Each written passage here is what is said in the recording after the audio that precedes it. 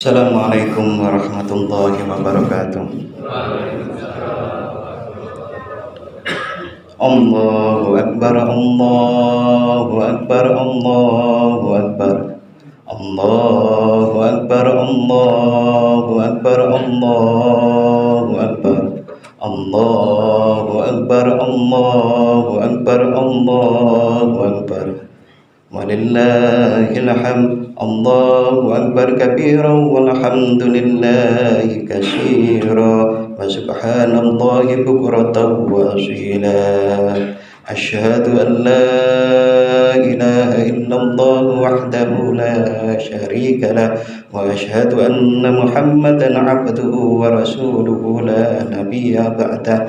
Allahumma salli wa sallim ala sayyidina Muhammad wa ala alihi wa sahbihi ajma'in. Amma ba'du, fa ya ayyuhan nas ittaqullaha haqqa tuqatih wa la tamutunna illa wa antum muslimun.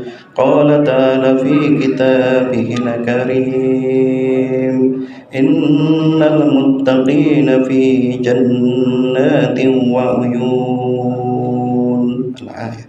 Hadirin jamaah sholat Id Masjid Miftahul Falah yang dirahmati oleh Allah Subhanahu wa taala.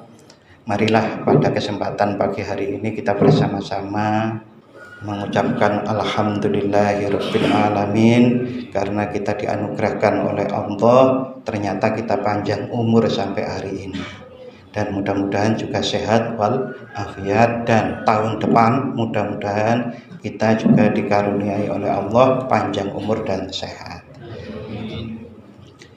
Salawat serta salam semoga tetap terlimpahkan kepada Nabi Muhammad Sallallahu Alaihi Wasallam, yang seharusnya kita sangat bangga menjadi umat Nabi Muhammad, karena beliau adalah makhluk terbaik. Tidak hanya orang terbaik, tapi makhluk terbaik.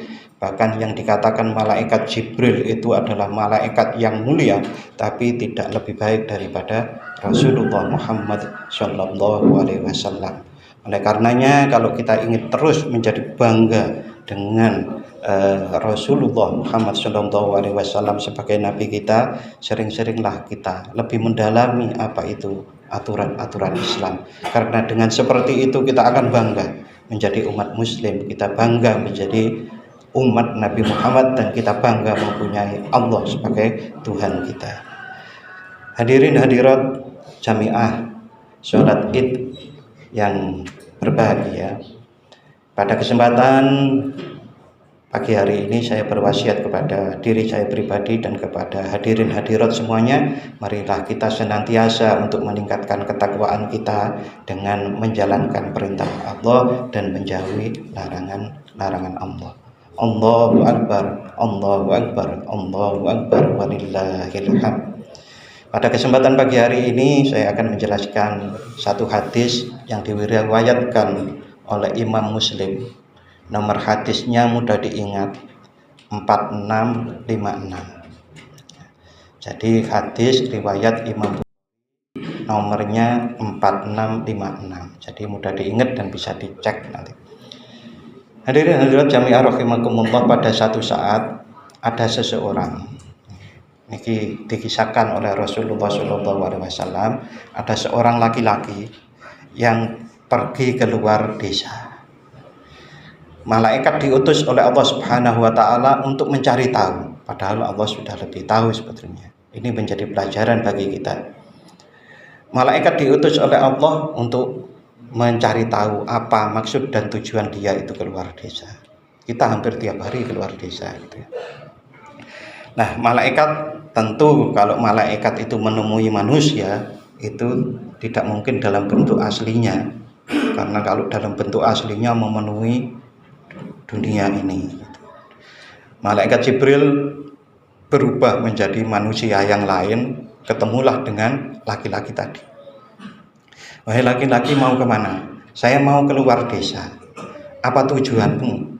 Saya mau bersilaturahim kepada saudara saya yang ada di luar desa. Saudara di sini harus ditafsiri sebagai saudara yang luas, bukan hanya kandung. Saudara luas karena kita sesama muslim juga bersaudara. Nah, apa maksud dan tujuanmu kamu menemui saudaramu itu? Apakah ada keuntungan yang engkau peroleh kalau engkau bersilaturahim ketemu dengan saudaramu di luar desa itu? Jawabannya enggak. Saya tidak punya urusan yang bisa kemudian menguntungkan diri saya kalau saya ketemu saudara saya. Bukan juga kepentingan bisnis, juga bukan kepentingan lobby, juga bukan kepentingan untuk nyalon bupati atau nyalon lurah, nyalon duku, bukan. Tetapi karena saya itu mengingat perintah Allah, cintailah saudaramu sesama muslim karenaku. Temuilah saudaramu, umpamanya kalau saudara itu adalah seseorang yang pandai untuk mencari ilmu, untuk mendekatkan diri kepada aku. Intinya tujuan bersilaturahim itu, ketemu dengan saudaranya adalah tujuan untuk lillahi ta'ala. Di antara tujuan-tujuan lillahi ta'ala itu adalah tadi, kalau saya ketemu saudara saya bisa ngobrol tentang lebih mengenal Allah subhanahu wa ta'ala.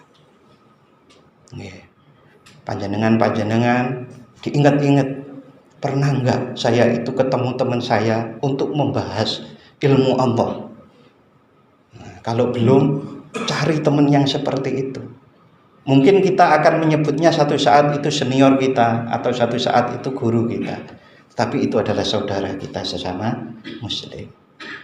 Lebih mengenal Allah untuk apa? Karena sering kita katakan tidak kenal tidak sayang. Begitu juga kalau kita kepada Allah tidak kenal, maka rasa cinta kepada Allah itu sulit tumbuh. Maka kalau kita keluar desa ketemu dengan saudara kita untuk membahas ilmu-ilmu Allah yang menyebabkan kita menjadi cinta Allah, maka itu adalah salah satu tadi itu, saya menemui saudara saya karena Allah, bukan karena keuntungan. Mengapa kok ketemu ulama atau kiai itu untuk membahas bagaimana strategi memenangkan politik? Mengapa kok politik? Karena saya ingin berkuasa. Itu bukan lillahi ta'ala. Tapi kalau politik, mengapa kok politik? Karena saya ingin membangun baldatun thayyibatun wa rabbun ghafur umpamanya. Maka itu adalah pertemuannya juga karena lillahi ta'ala. Jadi itu memang tergantung niat. Dan niat itu yang bisa melihat itu adalah dirinya sendiri dan Allah subhanahu wa ta'ala. Dan malaikat yang seperti dalam kisah ini. Akhirnya malaikat itu kemudian berkata, sebenarnya aku ini malaikat yang diutus oleh Allah subhanahu wa ta'ala dalam rangka untuk mencari tahu apa niat darimu yang sesungguhnya. Dan Allah berfirman menyampaikan, Allah senantiasa mencintai hambanya selagi hamba itu bertemu saudaranya karena Allah. Nah, karena Allah di sini lebih luas lagi juga bisa dimaknai. Tadi itu ketemu saudaranya, mengapa? Karena lama tidak bertemu, padahal saudara. Karena kalau lama tidak bertemu, jangan-jangan nanti tidak kenal lagi. Nah, itu bisa jadi dalilnya orang mudik. Nanti dalilnya orang Anjang ke sana, silaturahmi ke sana, ke Ndawung, ke Sumber, ke mana-mana dari Sonosari sini. Bisa dalilnya adalah hadis sahih dari Imam Bukhari nomor 4656 ini, bahwasanya karena saya menginginkan cinta Allah, maka saya bersilaturahmi lillahi ta'ala. Nanti saya kalau ketemu teman saya akan bertanya bagaimana perkembangan dari pengenalan kepada Allah, untuk mengenal Allah lebih dekat, untuk lebih taat kepada Allah. Tanya umpamanya, mengapa pribadi saya ini walaupun sudah Idul Fitri, umpamanya begitu. Idul Fitri adalah kembali ke fitrah, tetapi kok sering emosi, nafsu saya masih meledak-ledak. cari tahu bagaimana cara mengalahkannya. Padahal Idul Fitri itu kembali ke fitrah. Fitrah itu apa? Fitrah itu adalah yang di dalamnya ada tauhid, mengisahkan Allah dalam segala lini kehidupan. Bahasa yang paling mudah tadi, dalam segala lini kehidupan kita lillahi ta'ala. Nah, bertauhid seperti itu ternyata banyak halangannya. Kita ingin hidup hanya berdasarkan lillahi ta'ala, halangannya banyak. Karena memang manusia itu diciptakan untuk diuji. Dalam bahasa populernya, di dalam diri manusia itu ada unsur tanah, ada unsur api, ada unsur angin, ada unsur air, dan itu membawa nafsu-nafsu. Kita marah, ghadab, itu adalah unsur api yang ada di dalam diri kita. Kita inginnya tidur-tiduran, males-malesan, itu adalah unsur tanah. Allahu Akbar, Allahu Akbar, Allahu Akbar, walillahil hamd. Allah menjadikan ujian-ujian seperti itu bukan tanpa kehendak. Karena dengan ujian seperti itu, sebagaimana Allah berfirman kepada malaikat saat manusia mau diciptakan. Ya Allah, mengapa engkau menciptakan khalifah di muka bumi? Wong kami ini, kata malaikat, kami adalah baik-baik saja. Allah menjawab, aku lebih tahu, kalian tidak tahu. Di antaranya adalah manusia itu diciptakan dengan berbagai macam unsur yang itu menjadi cobaan dirinya, dan kalau mampu mengendalikannya maka dia menjadi mulia. Nah, salah satunya itu tersebut di dalam Quran surat Asr. Qad aflaha man zakkaha. Sungguh beruntung. Pasti kita ingin beruntung. Sungguh beruntung. Nah, ini firman Allah, mboten dolanan. Sungguh beruntung orang yang membersihkan jiwanya. Dari apa? Dari kecenderungan nafsu yang ditimbulkan oleh unsur-unsur di dalam diri manusia tadi. Dan qad aflaha man zakkaha wa qad khaba, dan sungguh tuno itu rugi orang yang kotor jiwanya, mengotori jiwanya. Punya rasa marah tidak dikendalikan, punya rasa malas tidak dikendalikan, apalagi punya rasa korupsi, rasa mencuri, rasa menghina orang lain, rasa meremehkan orang lain, itu semua harus dikendalikan. Dengan diri kita bersihkan jiwa kita untuk kemudian kita menjadi. Mengapa kita membersihkan jiwa itu? Untuk kita taat kepada Allah atau disebut muttaqin. Mengapa kita takwa? Karena kita beriman. Orang beriman itu kelanjutannya bertakwa. Lalu perpaduan antara iman dan takwa itu insya Allah mengantar kita pada firman Allah yang disebutkan, ya ayyuhalladzina amanu taqullaha haqqa tuqatih wa la tamutunna illa wa antum muslimun. Wahai orang-orang yang beriman, bertakwalah dengan sesungguh-sungguhnya takwa, dan jangan mati kecuali kalian dalam keadaan muslim atau berserah diri pada Allah.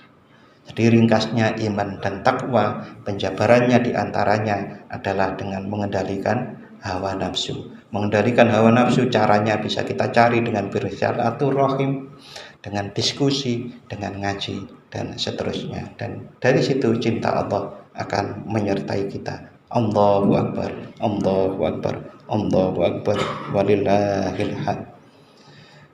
Hadirin hadirat, saudara-saudari rahimakumullah, sedikit apa yang saya sampaikan mudah-mudahan bermanfaat bagi kita semuanya. A'udzu billahi minasyaitonir rajim. Bismillahirrahmanirrahim. Wal 'ashri innal insana lafi khusrin illa alladziina aamanu wa 'amilus shalihati wa tawashaw bil haqqi wa tawashaw bis sabr. Aqulu qawli hadza wa astaghfirullah li wa lakum fastaghfiruhu innahu huwal ghafurur rahim.